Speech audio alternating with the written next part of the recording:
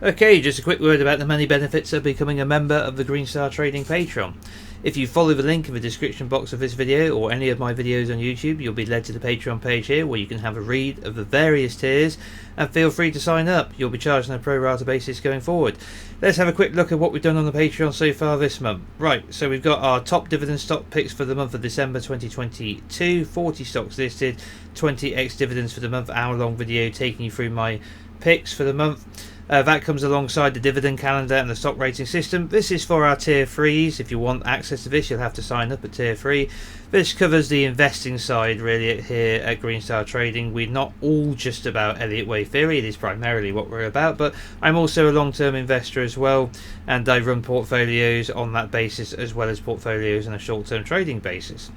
Now, we recently looked at a members count here as well for CHD. I'll do this for you if you make a request on the Discord and I find the time. I will dig into your own count and do a critique of it. We also had our economic indicators monthly review. This looks at housing, the ISM, consumer survey, CPI, employment, permit starts and sales for the housing, manufacturing and services for the ISM. We do this on a monthly basis to take a look at our leading indicators to keep a track of how the real economy is going.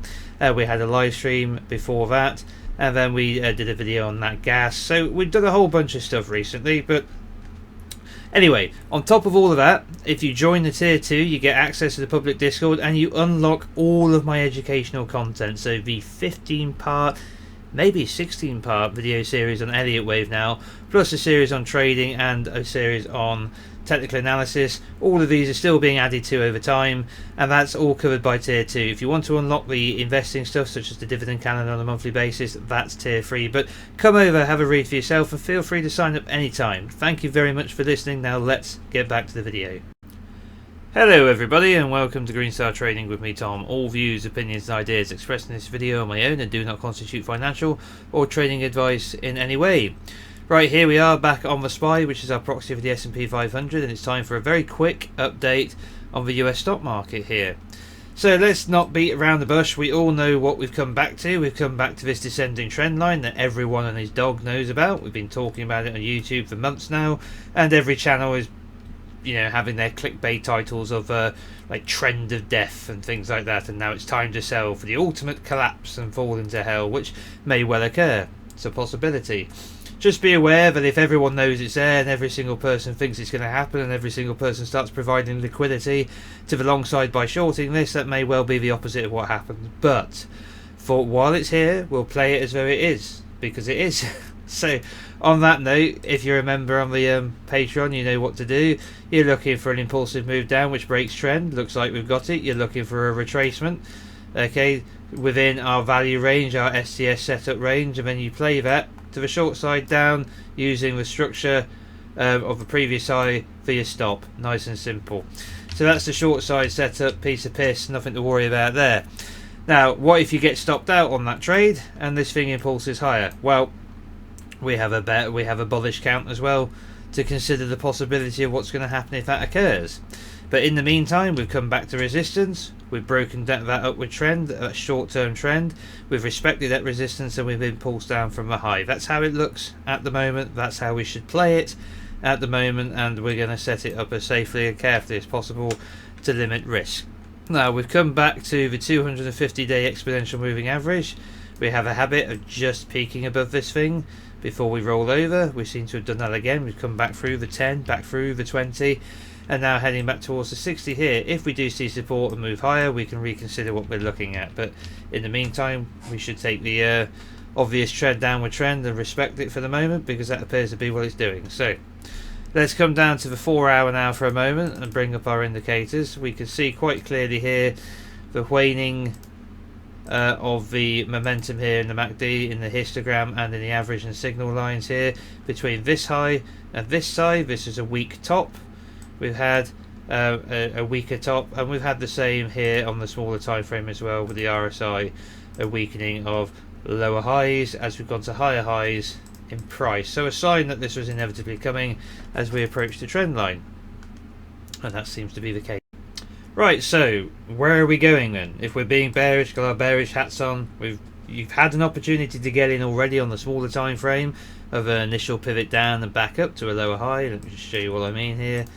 It wasn't particularly convincing. It looks like free, so I'll give you the benefit of the doubt if you missed that. But basically all it was a retesting of that downward trend here, here and here. Move down to a low, back to a lower high, and off we go short.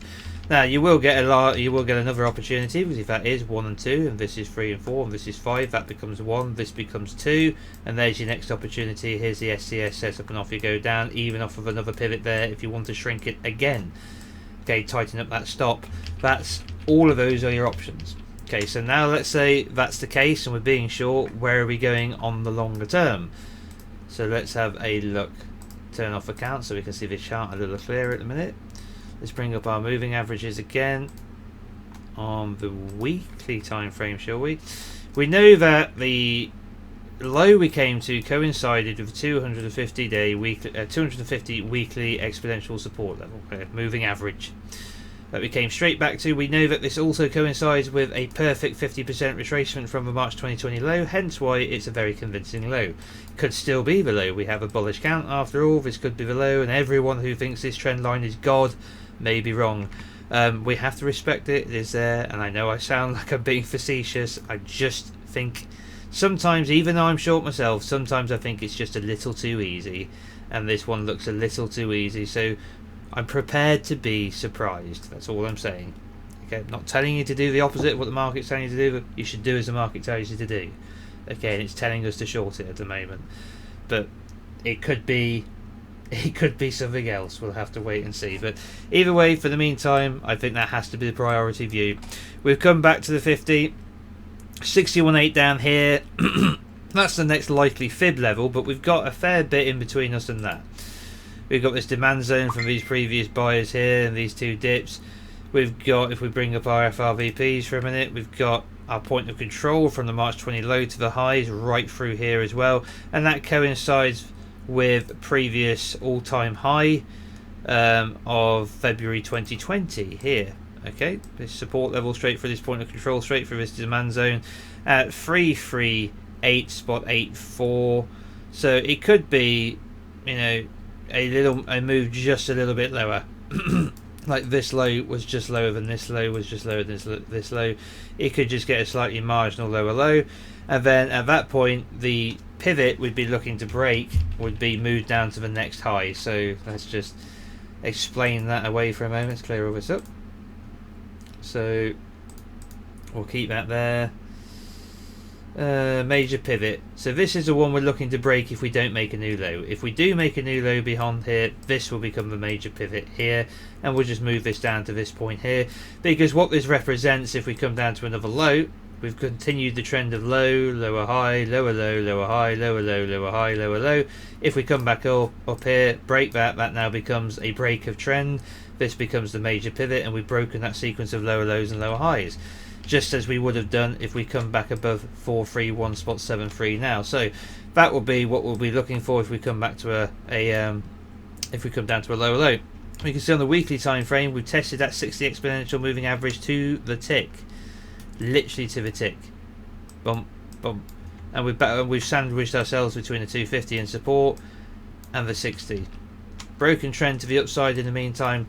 Every reason to be bearish, so I'm not in any argument with anybody at all on that. That's how it looks. End of story. That's how it looks at the moment. So now that we've done all of that and we've convinced ourselves that it's very much bearish and we should play it that way, what if it isn't? What if it's just a little too easy?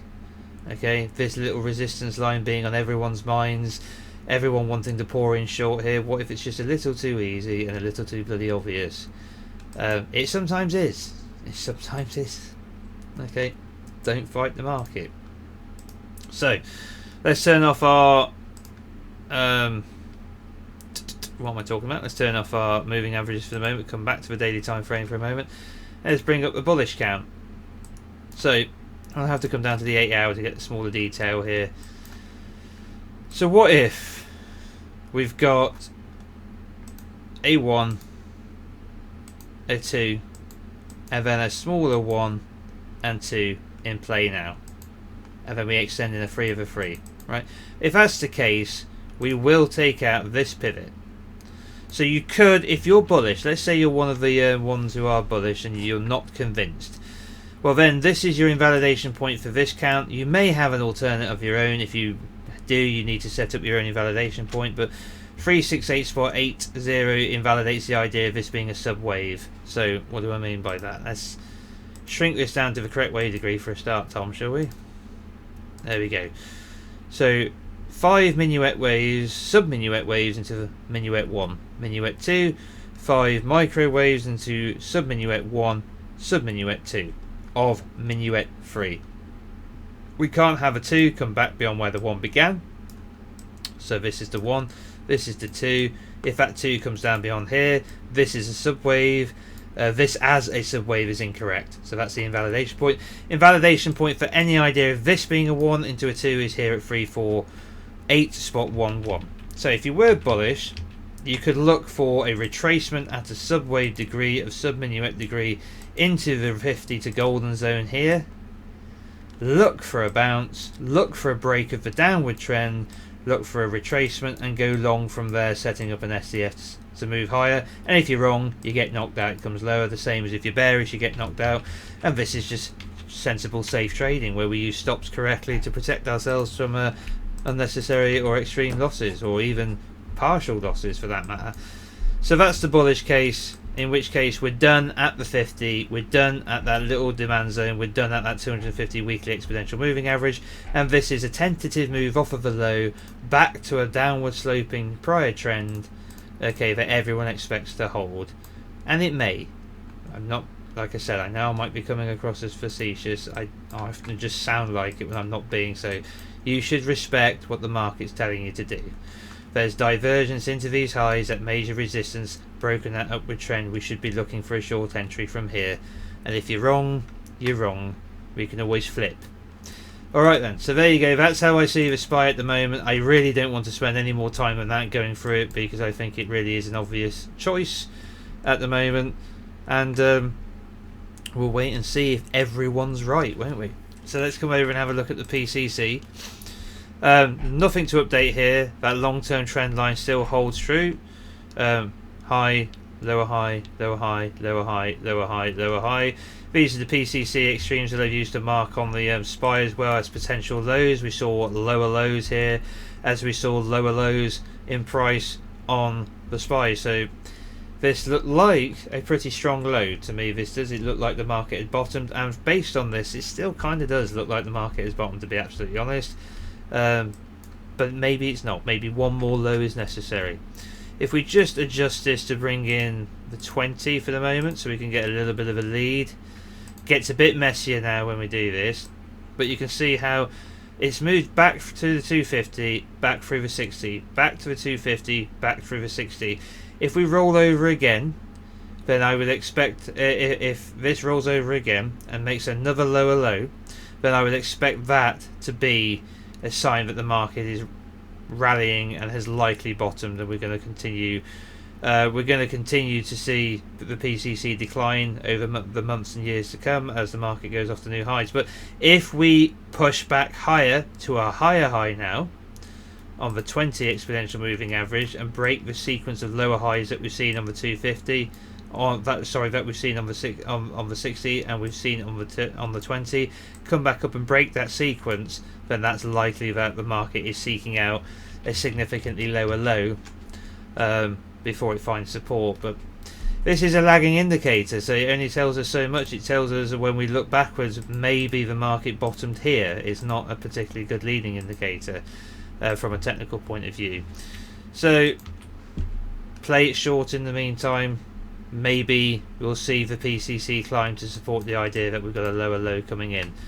The VIX still suppressed, coming off of this lower trend line here, which you could argue broke off of the two prior lows here. This could be a sneaky back test before volatility collapses. But if volatility has found support here, we could move up higher, break this series of lower highs, and if we do break that sequence of lower highs, then we're likely going to push into this blue area here where all previous major market lows have formed, with the exception of two singular events, which was COVID and the GFC. If we're on course for another panic, and I mean a proper shit your kegs panic, then a breakout beyond that range and a rush is possible. But I just have suspicions at the moment that with all the damage and all the events which have occurred up until this point, we've gotten very good, or the United States have gotten very good, central bank I'm talking about, at plugging the holes in the sinking ship and stopping things from breaking. Okay, and I think most people would admit that the idea of getting towards 5% interest rates when we last failed in 2018 at 2.25%, 225 basis points, they would not have believed you that you could have gotten this far without something snapping. So credit to them. They're getting very proficient at plugging the holes, and they may well be able to continue to do so. Alright then, I'm going to leave it there. I don't think there's anything else to discuss that I didn't discuss in last week's video. If you didn't see last week's video, go and have a watch, because I did point out an interesting breach of this high in the Dow, and therefore the possibility that we may be getting rooked here with the SPY tricking us. And if we see that major pivot break, then we can reconsider what's going on. But in the meantime, I think a move from resistance that looks motive and a retracement back up should be treated as a lower high to short off of. And I'm going to leave it at that. And if I'm wrong, that's why we have a bullish count, and that's why we'll limit the losses we'll make on that short. Okay then guys, I think we'll leave it there. A quick note before I go, you may have noticed it's been really quiet here on YouTube at the moment with the channel. I have been putting out as much work as I can for my Patreons, but we're going through a little bit of a hard time as a family at the moment. Got an unfortunate issue we have to deal with, especially at this time of year.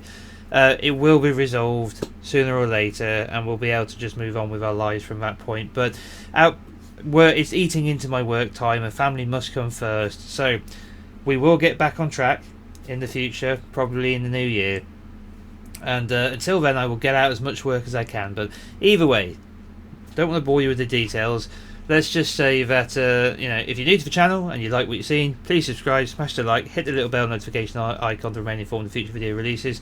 Feel free to leave us a comment in the comment section below, and as always, a huge thank you to my Patreon subscribers. Your support is greatly appreciated. If you're interested in becoming a patron, head over to the Patreon page, follow the link in the description box below, have a read of the tiers, and feel free to sign up.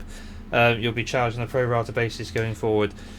And if you're not following me on Twitter yet, please do so, as whenever I post a video on YouTube, I post it on Twitter as well, in case people don't get their YouTube notifications. Right guys, take care of yourselves. I'll be back with you as soon as I can. All the best. Bye bye.